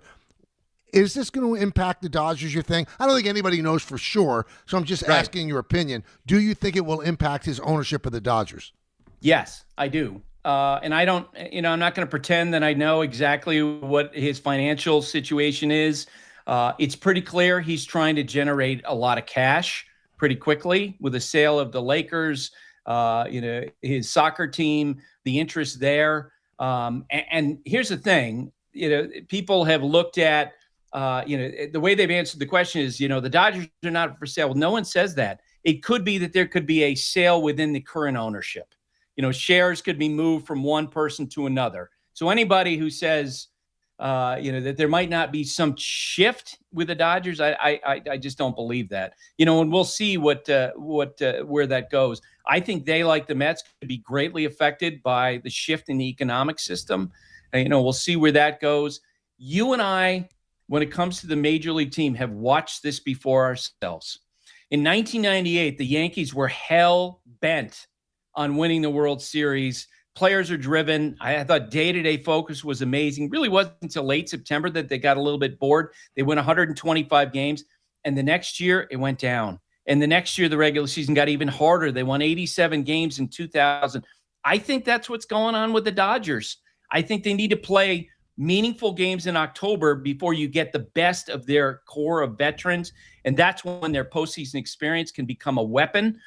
You and I, we've seen Tarek Skubal struggle out of the gate for the Dodgers. You and I have seen that. Roger Clemens came in as a two-time Cy Young Award winner. His first year with the Yankees in 99, he wasn't that great, in part because I think he felt a weird sort of pressure trying to prove himself to all these other guys who had accomplished so much without him. And I think that's what's going on with Skubal. Can he overcome that? It's very possible. The most important thing to watch with the Dodgers is they're getting their pitching back together. Tyler Glasnow just rejoined the rotation. We're thinking Shohei Ohtani could rejoin the rotation as soon as Sunday. Last year, they won without an established bullpen. They could do that again this year. But that margin for error every year as that core gets older, gets less and less and less. And I think it's harder and harder for them to go through the regular season. So if you were a betting man and you could bet the Dodgers to win the World Series, you take the field. You taking the field or the Dodgers? So I'll be honest, just to be totally transparent. Early in the year, I would have said the Dodgers. Now I would take the field. I just think that the way that it's going, it might be. This is why this Brave-Dodgers series is so important. Getting a first-round bye in the National League is a huge deal. Because if you're able to do that, and the Braves now have crawled within, a game or two with the Dodgers. If you're able to do that, you avoid the best of three wild card series in which you probably would face either the Phillies with Zach Wheeler, Christopher Sanchez, Jesus Luzardo, those three, or the Padres with that great bullpen that they have with Manny Machado. It's Jackson Merrill. They're not afraid of the Dodgers because it's a division rival. So if you're I think it's really important for the Dodgers to miss that first wild card round and to be at least the number 2 seed in the National League. One thing I've noticed in this game that we both love, and Paul O'Neill brought it up on the broadcast yesterday, Buster, the game's pace is off. The games are longer. When we give time of the game, the big slate at the end of the broadcast, I'm seeing a lot of 3 hours. And, for a long time there was 2:35. I think the ABS challenge system's done that. I think pitchers turning their back on the pitch before they could start the clock has slowed it down. All the timeouts. Do you think there has to be another correction for baseball, or are they happy with the way it is? I think they should make another adjustment. And I agree with you. Now, it's not significant. I don't walk away from games this year and thinking, oh, great, we're back to, the old Red Sox-Yankee games where 4.5 hours. It's not that egregious. But I think, and my colleague Paul Hembekides had a great idea, which I think is tremendous, is to give each team 3 challenges to start a game, okay? And to make the managers do the challenges immediately, like the ABS challenges, when it comes to calls on the bases. Don't wait for the guy sitting back on a tape with a television monitor giving you thumbs up or thumbs down. Make Aaron Boone, make Andy Green make the decision in the moment based on what they saw with a naked eye. and do that. And if you get it wrong, well, then you're down to 2 challenges. If you get an ABS challenge, you're down to 1 challenge. But I think it would streamline that process, because you and I have seen, plenty of situations where the manager's holding up the hand, wait, and they're getting word from back in the day. Make the managers commit. And you know what? I've been saying that as well. I didn't know that Paul felt that way. And what I would do to make it even more interesting, because players are wrong all the time when they say they're safe. All the time. Have them challenge in real time. In real time. Don't even involve the manager. But you're right. The manager putting his hand up, that's like 10 seconds at a time. And they must do it like 7 times a game. It's too much. It's ridiculous, and it's killing the whole system. And I think you agree with it, because I know you, that maybe the second most annoying thing in sports behind soccer flopping are the players who were involved in a close call going, challenge right. Immediately. You're right. like, no, dude, stop that. Or put, as you say, put it on the line. I get tired of that. Every guy who's out on a safe call because maybe didn't run hard out of the box, is asking for a challenge, like giving some cover. Now, just either challenge it or not. Don't have the whole waiting back and forth, and make the managers make the calls. Let's double back to Andy Green. You just mentioned him. I think he's done a great job. For a team that could have just flopped and ended up like 30 games under 500, he's galvanized them. It looks like he has a steady hand, and I just have not heard enough that he's going to be the manager. I don't know if he wants to be, and I think they said the right thing when they named him. He's not going to be the manager, so that took all the pressure off. But if he manages this well and has such a good rapport with the players, Buster, why not? Why not him? I think you absolutely should consider him. He's clearly done it. I thought he was a great selection as the interim manager, because the big question I had about the Mets going down the stretch, such a disappointing year, will it just get ugly, right? Will they just start getting blowouts and the players don't care? And I thought Andy was a great choice at that time. And I think I said it in the morning show, was he's like focused. He's like a border collie.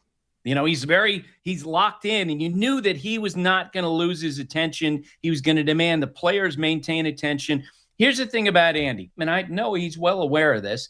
Like in some of his previous stints, he drove the players crazy because of that intensity, and he wasn't liked by a lot of players. Now, as everyone does, Joe Torre evolved.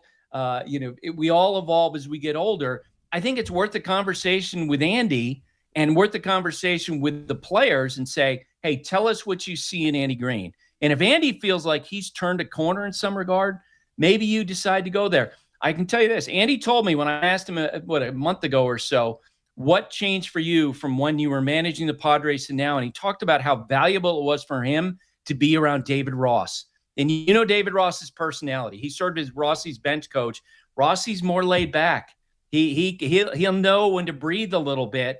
Maybe Andy Green has turned that corner. That's something to find out at the end of the year in talking with players off the record. Speaking of managers, Cora, it seems like if Mattingly doesn't win the World Series, Phillies will go after him again. And then, whispers that Steve Cohen would want him. I'm not sure that Cora, who's certainly a man of his own convictions, is going to like being the manager under a guy like David Stearns. But where do you think he ends up?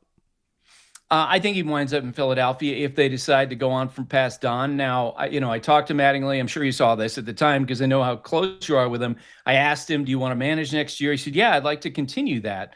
If they have success in the World Series, I don't know how you move past that. But let's say that they don't. Yeah, I think Alex Cora is going to be the first guy Dombrowski calls because Dombo thinks, and I've had this conversation with him, he thinks Alex, is among the best managers in baseball. He's a veteran guy. And if I were Alex, given the nature of the sport right now, I had this conversation with somebody about this yesterday. If you have an opportunity to work with somebody who believes in you, in that general manager relationship, oh my God, run and grab that. And that's what Alex would have if he went back and worked for the Phillies under Dave Dombrowski. I don't know if he would necessarily have that if he went to the Mets. All right, final thing, and I saw that you sent out a tweet asking people's opinions, and I wanted to get what your results were, but I thought that the argument of the Diamondbacks, Merrill Kelly, against the Cubs stealing signs, it was ridiculous. I mean, you could steal signs from the field. The coach could steal signs. That's part of his job. So, And I know that Torey Lovullo ended up apologizing, but why do players think, like pitchers get mad if a guy at second base is relaying signs? What do they think is going on? It's part of the game. It's gamesmanship. 100%. And this is so different than, the illegal thing that was going on with the Houston Astros and other teams, let's face it, back then. This is something that's accepted. You have conversations with players all the time, and they'll say, I saw the grip in the glove. And then you try to find a way to relay that to the hitter. I tweeted, what my tweet was about was, if a major league coach, first or third base coach, could see the grip in the pitcher's glove and he had a way to relay that to the hitter and he didn't do it, what would the other player, his teammates, think? Of course, They would be chapped about it. And yes, Torey Lovullo apologized. From what I saw to Jeff Bannister, who was their bench coach, a great baseball guy, he doubled back. I think that, Jeff and Torey and the coaching staff there, they were trying to defend Merrill Kelly. I even wonder if you were to go and find Merrill Kelly today, if he'd go, yeah, I probably had that one wrong. And Merrill Kelly saying that it's Bush League. It's Bush League for him saying that. I mean, the third base coach is doing a good job. That he's doing his job. That's exactly right. Just to flip it on its head, what if, his catcher looked down and noticed that the hitter had moved up in the box by 2 inches, right? Would he be mad if his catcher didn't relay that information to him? It didn't affect his pitch call? Of course he would be. It's all out in front of anybody can see that stuff. And if you have a chance to get an advantage based on what's happening on the field, then you have to try to take advantage of it. Great stuff, Buster. I thank you so much for joining us as always. All right. Always fun to talk with you, Michael. You got it. That's Buster Olney. Great stuff from him. So you can ring in with your phone calls about some of the stuff that we just discussed. 1-800-919-3776. We're on until 3. At that time, Don, Hahn, and Rosenberg will take over. So make the ride with us. Another half hour to go right here on ESPN New York. At PC Richard & Son, we don't just sell you appliances. We show you what they can do and how the features work. Because service isn't just selling appliances, it's making sure they work for you. Right now, get Labor Day savings on top brands, up to 40% off, plus up to 20% in additional savings on select appliances. Great service, great savings, plus free delivery. It's kind of our thing. PC Richard & Son. Family owned and operated for 5 generations. Free delivery excludes Manhattan. The U.S. Open Tennis Championships are underway, and you can still get in on the excitement. Grab a $30 grounds pass for the Finals Fan Fest, September 12th and 13th in Louis Armstrong Stadium. Experience celebrity arrivals and star-studded viewing parties, hosted by actress and comedian Yvonne Orji and The Bachelor's Joey Grazadeh, plus live DJ sets from Tinks, Lucas, and Summer House's Kyle Cook. Get tickets now at usopen.org. Tricon Construction is growing across New Jersey, delivering larger, more complex commercial projects with the precision today's developers expect. Because when the timelines, capital, and reputation are all on the line, you need more than a contractor. You need a true construction partner. Tricon brings experienced leadership, disciplined project management, and a team built around accountability and execution. From planning to completion, they build with purpose, professionalism, and pride. For serious commercial projects, build with Tricon. Visit triconbuilds.com. That's triconbuilds.com. If you're living with neck pain, back pain, sciatica, migraines, nerve pain, or chronic joint pain, you don't have to just live with it. I'm Michael Kay, and I want to introduce you to Dr. Jay Shah at Sandwell Pain. Dr. Shah is Ivy League trained, double board certified, and specializes in non-surgical, image-guided treatments that help get to the source of your pain. With convenient offices in Woodbridge, Livingston, and Englewood, expert care is never far away. So if pain is keeping you from doing the things that you love this summer, take the first step toward relief. Visit SamwellPain.com to book your appointment online.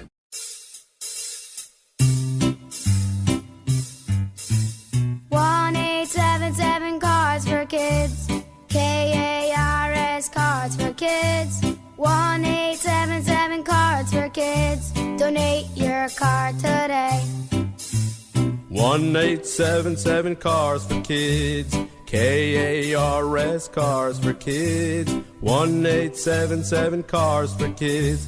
Donate your car today. Ready to get rid of that old car? Donate it to Cars for Kids. Call 877-CARS4KIDS to speak to a friendly live agent. Donation is super easy, and your car can be picked up as soon as tomorrow. Go to carsforkids.org now or call 877-CARS4KIDS to donate your car today. 1-877-CARS for kids.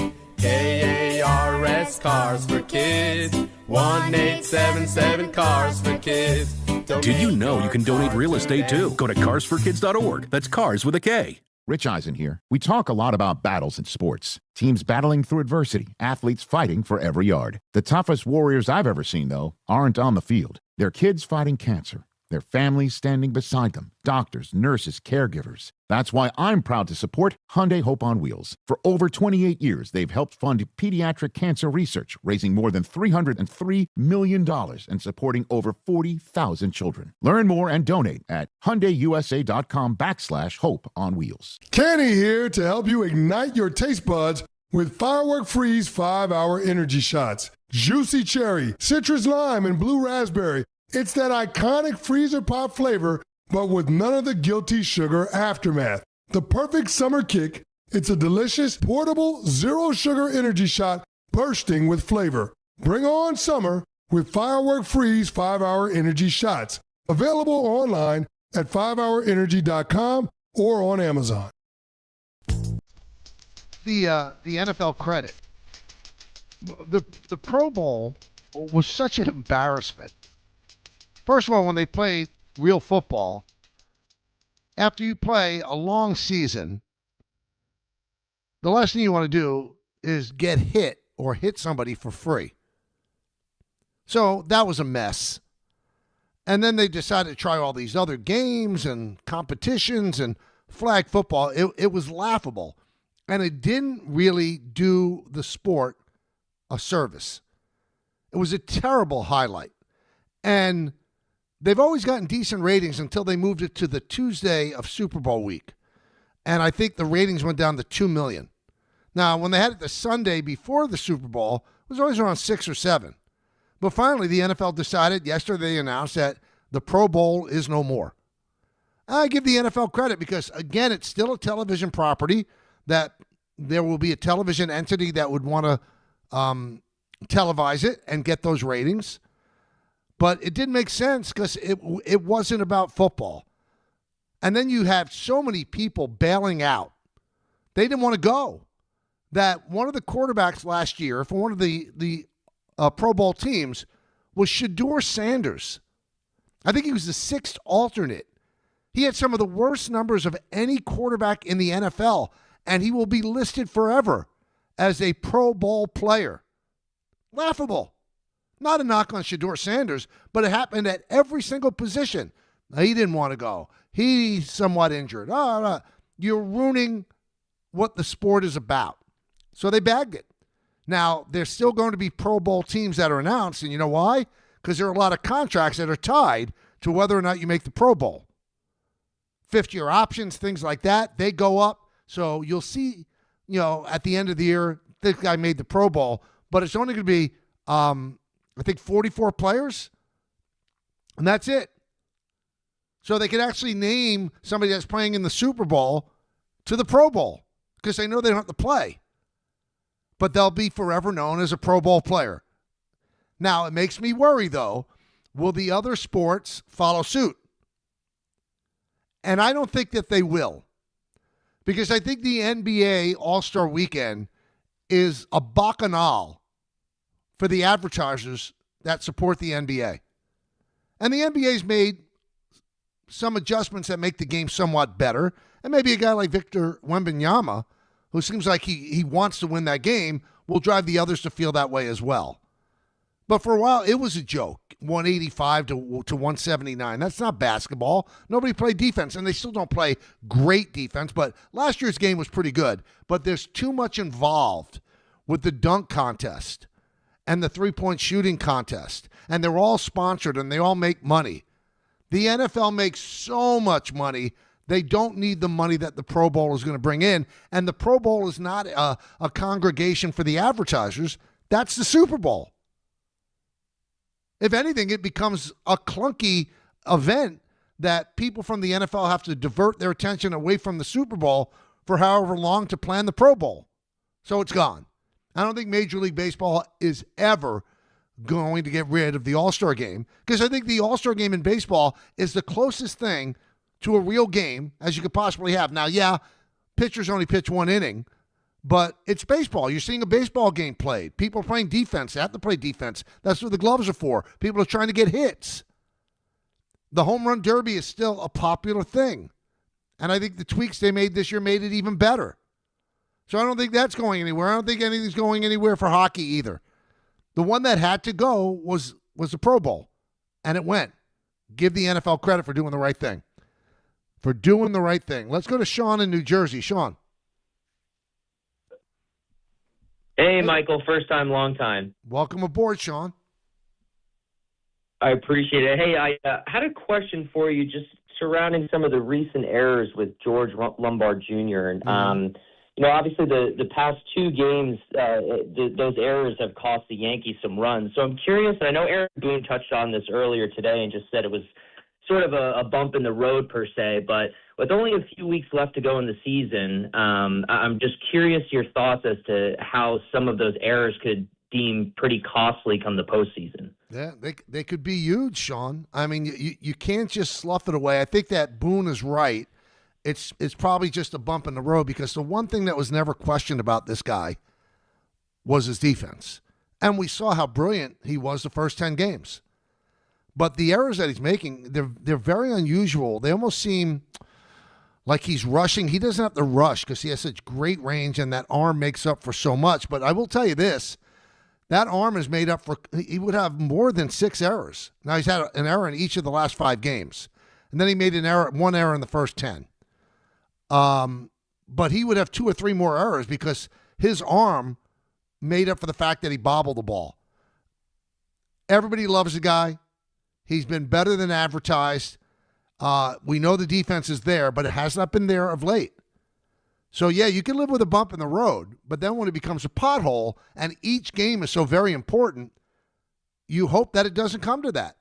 But it's odd. It's odd because I know he's so good defensively. To watch him boot the balls that he's booting, really strange. Some people have hypothesized that there was one play that he made on a bad hop and that he grabbed the ball with his bare hand, made a brilliant play, and then was looking at his fingers as he ran off the field.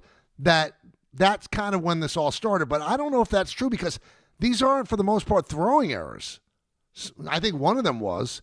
But these are errors where he's just booted the ball and maybe bobbled the transfer from glove to hand. So I don't know if I could point it to that. It's just odd. And if it's a bump in the road, you live with it. But if he keeps making an error a game, then it's going to have to be addressed. That's all there is to it. It's going to have to be addressed. Glenn in Connecticut. Glenn. Hey, Michael. Hey, Glenn. I think the narrative on Lombard needs... Hey, thanks for taking my call. I think the narrative on Lombard needs to settle a little bit. I mean, he's, 15 games in. We already know he's a great defender. His career's not a hungry man meal. You're not just going to stick him in the microwave. He's going to be good to go. There's going to be growing pains, I think. But I think in the end, he'll be fine, and it's just kind of a bump in the road, as you just said. But that's why I would bet it. The main point I wanted to... Yeah, I would think so, too.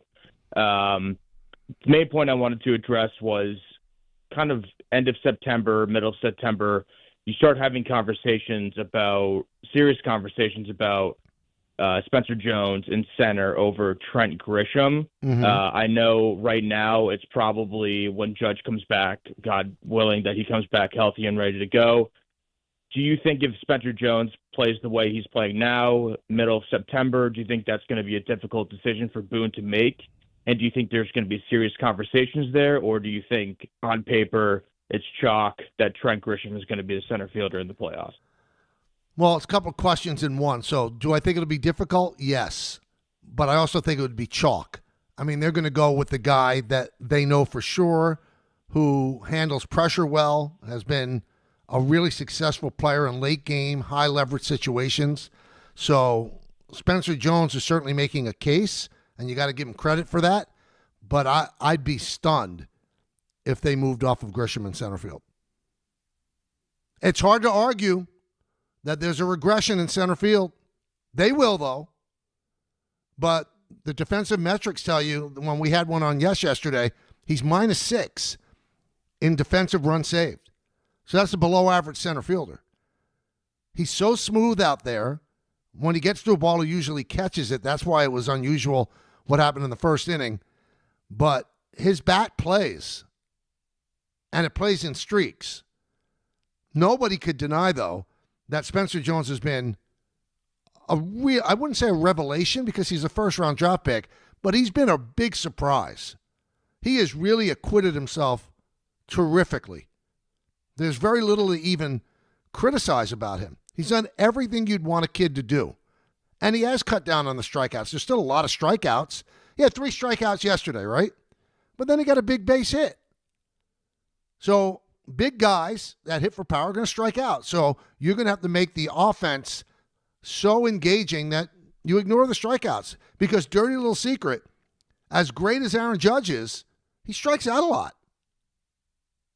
But he hits 60 home runs, and he wins MVP, so the strikeouts don't mean anything. That's the key, right?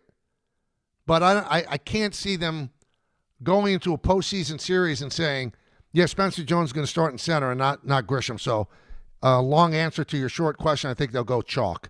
Let's go to Dev in Queens. Dev, talk to me. Hey, Mike, how are you, man? I'm good. How about you? I'm good. Hoping we get some baseball here today in Queens. I know both teams are home, but the weather's not looking too good outside. It looks awful. I hope so, too. My question, I had 2 questions. One is about the Mets. What do you think about the rotation going into next year? Right now, I'm penciling in Scott and McLean, and I'm hoping they get Skubal before December 1st. What do you think? Do you think they'll go internal or go external? Oh, I do like Thornton. He showed some good stuff, so that would be 3. And then they'd obviously need, I would assume they would want an ace. That's why I'm going with Skubal. So if you could just answer, get your thoughts on that. And then my second question is more of just a kind of free-for-all Friday question. What are your favorite, alcohols to drink? Do you like beer, wine, liquor, tequila? I never loved liquor, Dev. When I used to drink as a kid, it was usually beer. And I don't even love the taste of beer that much. I mean, I'll occasionally now have a Michelob Ultra. But when I'm out to dinner with my wife, I'll have an occasional glass of wine. But I'm not really a big drinker. It never really did much for me. But your question was what do I go to? The go-to now is probably a glass of wine. Now, as for the Mets, you would think that they'd be in on Skubal, and that's certainly been the reporting, right? But then you hear a guy like Buster Olney that everybody certainly respects, and he thinks the Mets are going to close the purse strings. And they're going to do things differently. Where Steve Cohen's going to say, you know what, I've been spending money like a sailor on leave, and we didn't make the playoffs last year, and we're not going to make the playoffs this year. Maybe there's another way to do it. And he does have a president of baseball operations that was able to put together a program that still succeeds in Milwaukee without much money. But maybe they make exceptions for certain players. It's not going to be the most robust free agent market. And to sign Skubal, you're going to have to do it before December 1st. And then owners are going to have to also clue each other in with the negotiating committee. Well, what's going to happen? Is there going to be a cap? And if there is a cap and we have to get to like $300 million, how long do we have to do it? Who do we have to get rid of? How long can we be grandfathered? There's so many questions. Yeah, Skubal solves a lot of issues. Skubal's also represented by Scott Boras. Is going to want 10 years. Because that might be something that they're dealing with in baseball as well, where, okay, we'll give in that we don't have the cap, but we want a limit on like 6 years of contracts, 6-year contracts. We don't want to give 10. We don't want to give 15. We don't want to do that anymore. It's all up in the air. It's so hard to answer that question. And they still have, Jonah Tong in the minor league system. So that could be somebody that they continue to develop, and he could be a force for them at some point. But you talk about a number one starter. Your number one starter could be Nolan McLean. I mean, he's that good. That could be your number one starter. We'll come back. We'll finish it up. Want to finish it up with you, my co-host. We'll lead you right into Don, Hahn, and Rosenberg right here on ESPN New York. If you've been injured in an accident that wasn't your fault, then you need a lawyer who knows New York's unique personal injury and workers' compensation laws. At the Parisman Firm, they have decades of experience handling all types of accident cases and a proven track record of delivering huge results. Their team has already recovered nearly $1 billion for injured New Yorkers. From construction to car accidents and slips and falls, they've got you covered. Call the Parisman Firm now at 718-WORKERS, where your case is their cause. Get the justice you deserve today. Hey, it's Alan Hahn. Upgrade your outdoor living space with TimberTech, the #1 brand in premium decking from Rings End. Picture this, a deck that's the highlight of your backyard, turning heads season after season. Now, imagine 20, 30 years later. It's still going strong. And here's the best part. You haven't spent a moment sanding, staining, or sealing it. Visit your local Rings End for the stunning real wood looks of TimberTech decking, paired with the kind of durability that only advanced engineering can deliver. Backed by industry-leading warranties, TimberTech is the decking that performs for decades. Ask for it locally at Rings End. Summer isn't over yet. On Saturday, August 29th, the Red Bulls face the Philadelphia Union at Sports Illustrated Stadium for Anime Night, presented by New Jersey Lottery. Arrive early for the Boulevard at 4 p.m. for food trucks, games, family fun, and a free matchday poster while supplies last. When gates open, fans can grab one of 10,000 UGO card packs. Kickoff is at 7:30 p.m. Bring your crew and make it a night to remember. Get tickets at NewYorkRedBulls.com. There you were, surrounded by fans. Everybody remembers the game. Nobody remembers the guy coughing behind you. Till a few days later, at 2 a.m., you wake up with a fever and your throat's on fire. Now what? Urgent care? Closed. ER? Slammed. Telehealth? Maybe, but the pharmacy's closed. You needed a medical emergency kit. These aren't first aid kits. They contain essential prescriptions used for over 30 common conditions. Sinus and ear infection, UTIs, stomach bugs, traveler's diarrhea, and more on hand before you need them. Use your doctor-developed guidebook to select the right prescription or call their telemedicine doctor standing by. It's like an urgent care and drugstore at home. When you're sick, traveling, or stranded, you'll wish you'd ordered a medical emergency kit. Order online in minutes and it's shipped to your door. And save $45 with my promo code 880 at urgentcarekit.com/880. That's promo code 880 at urgentcarekit.com/880. Rich Eisen here. We talk a lot about battles in sports. Teams battling through adversity, athletes fighting for every yard. The toughest warriors I've ever seen, though, aren't on the field. They're kids fighting cancer.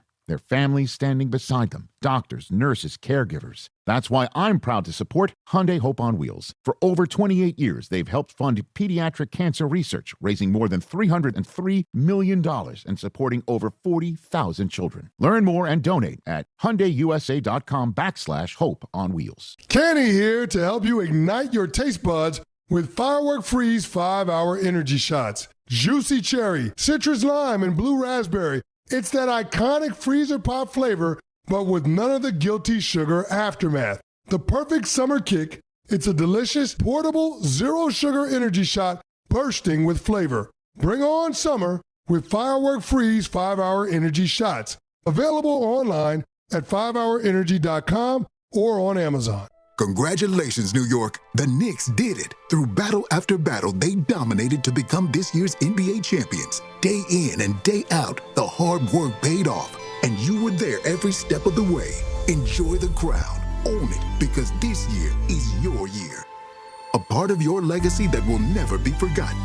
So celebrate this moment, show your pride, and shop the largest selection of official NBA gear at NBAstore.com. A Fanatics experience. Welcome back to the show, everybody.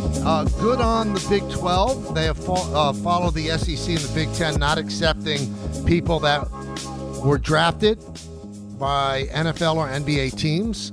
So these are conferences making that decision. Discussing it right now is the ACC. I don't understand how everybody's not falling in line. Why isn't it, ACC, we're in, and Big East, we're in. So you imagine if one of the conferences says no, so they're going to get all of these players, and that's going to make them better. You got to all be out. You've got to all be out. That's all there is to it.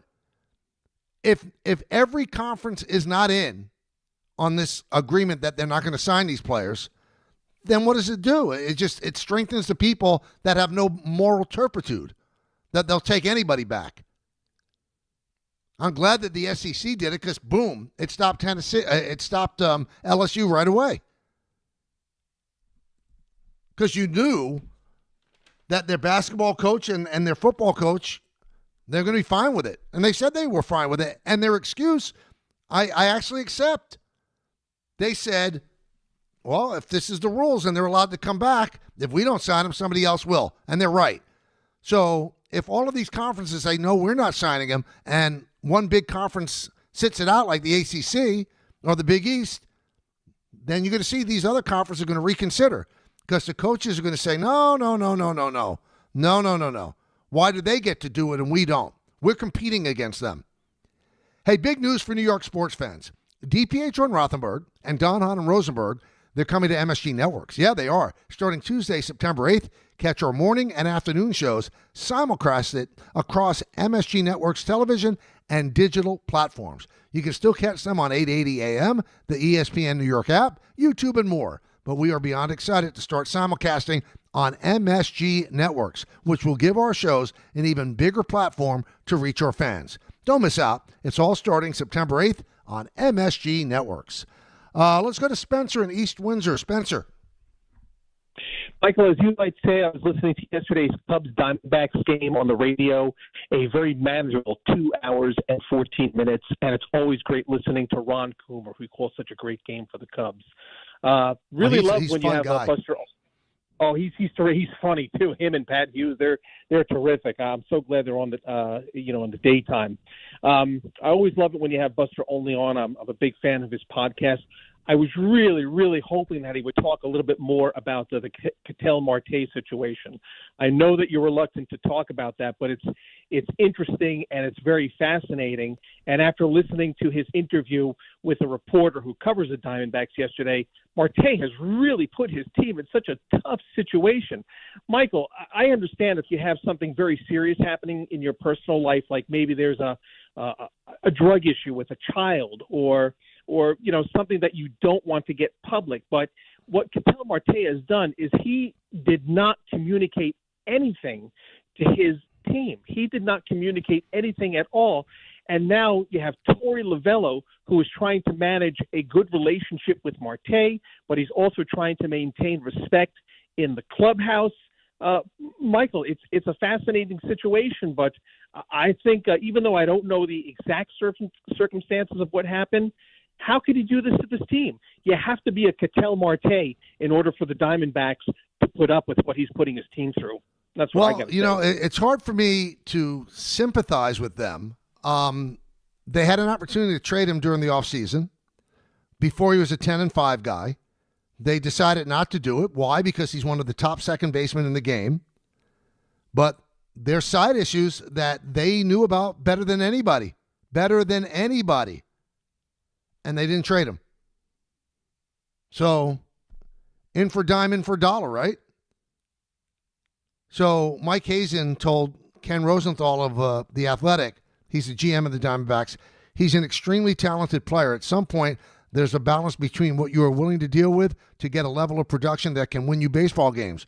We're in the business of winning baseball games. So, there you have it. They're going to put up with the nonsense because he's that good. Again, they could have traded him, and they decided not to. Let's go to Frank in Staten Island. Frank. Good afternoon. I just had a curious, we're talking about no baseball next year. So based on a time, and what do you think, if the catchers don't show up on Valentine's Day and they keep pushing this down the road, what do you think the timeline is? Is spring training going to still be 30 games? They're going to start lopping games off? What's your take on that?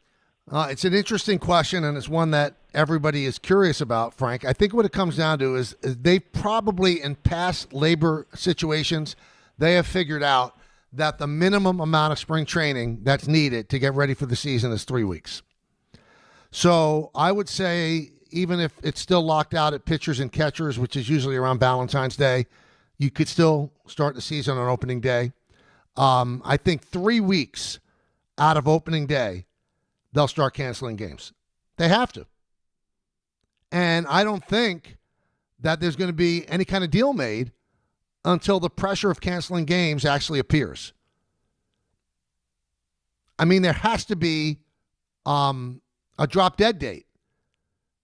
Because until you have that 11th hour date, which I think would be maybe 1 week into March, because the games actually start, I think, March 25th next year. 1 week into March is that drop-dead date. And you need that pressure to make a deal. So until there's pressure to cancel games, I don't think there's going to be any significant movement.